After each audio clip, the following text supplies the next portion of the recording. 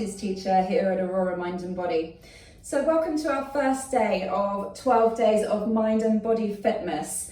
So what we're going to be focusing on is posting a fitness tip. So that could be a physical fitness tip or a mind fitness tip each day up until Christmas. So we'll end on Christmas Eve with our final video or tip, depending on the day.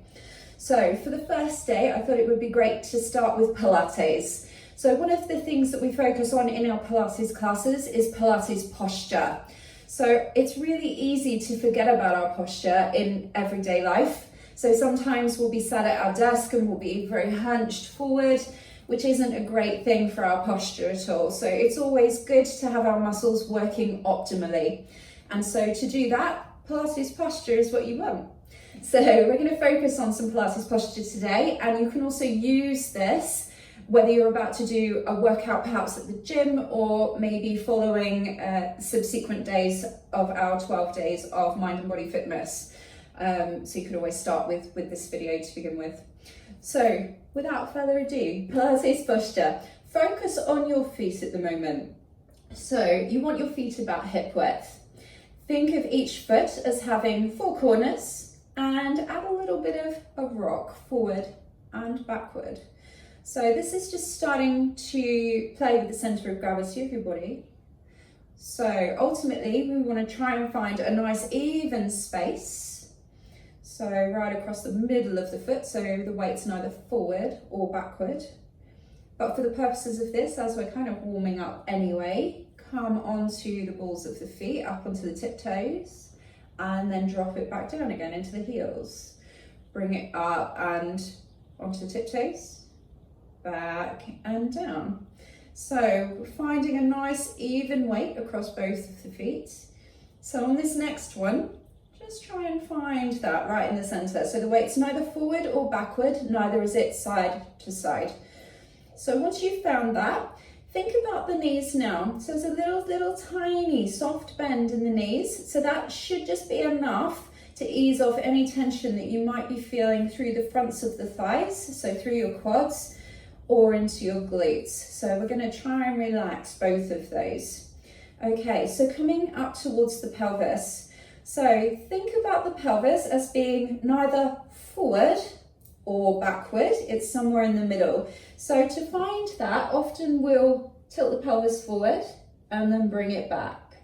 Tilt forward and back. That's it. So just find that nice middle ground. So it's neither north or south or east or west. That's it.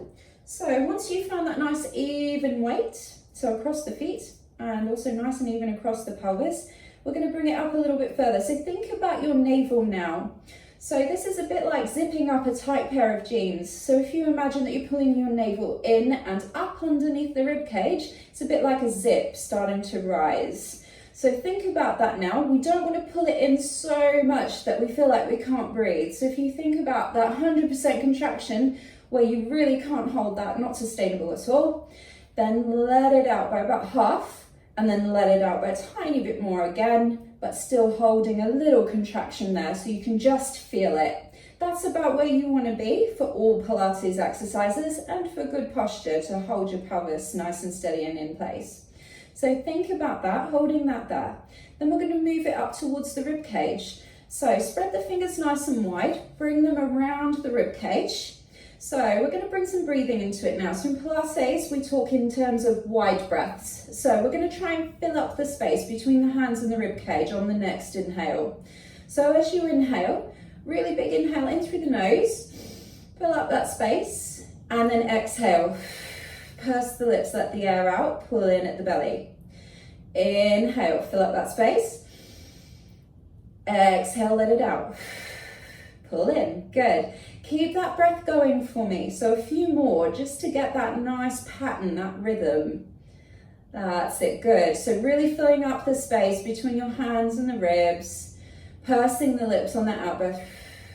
Good, pulling the belly in and up. Last one, really exhale and then relax the arms down by the sides. Good. So bring it up a little bit further. So bring it upstairs towards the shoulders. So often we lead very forward folded lives where we're very hunched over. So think now, opening up through the chest. So if we're hunched all the time, those chest muscles get really short and our shoulders stay there. So we want to practice opening them just a little bit. So a few little shoulder rolls just to start to get some mobility through the shoulders. That's it. So if you think about your scapulas, that's the two little bones at the backs of your shoulders into your upper back. There's two little pockets either side of your spine. So you're bringing the scapula up, bringing it back, and then back down in its pocket. So the shoulder blades aren't really squeezing together, but they are back just a tiny bit more than probably what you're used to, because we generally tend to be very forward rounded. That's it. So you'll feel that nice little rise of the scapula, bringing it back and down in its place. That's it. Just a couple more little rolls here. Good, nice. Now feel the difference. We won't do quite so many of these ones, so we're going to roll it forward now. That's it. So just reversing that movement. So this is great from a mobility perspective, not so great from a stretch perspective, because those muscles are probably already used to being forward rounded like this. So just one more. That's it. And then resting that there, I'm going to lift that scapula up, back, down in its place, and hold it there. So you've got nice square shoulders, and just relaxing the arms down by the sides. That's it. Still zipping up the belly though, and nice even weight across your feet. Now think about the neck. So the neck's nice and long, it supports the head, it's got a lot of weight to support. Now think about the chin. So the chin's nice and parallel with the ground, and then you've got the head. So think that you've got a book balancing on your head as you're standing up. You don't want that book to fall off. So think about that now. Just visualize it there. Nice wide breathing. Focusing on that lovely weight across the feet. So it's right in the center. The pelvis is right in the center, neither forward, backward, or side to side. Zipping up that tight pair of jeans, but not so much that we can't breathe, just a little contraction there. Good, that's holding that pelvis nice and steady. Nice big wide breaths, and back in. Good, another one, and back in. Focusing on the chest, the shoulders, and the chin, and the head. And that's your Pilates posture.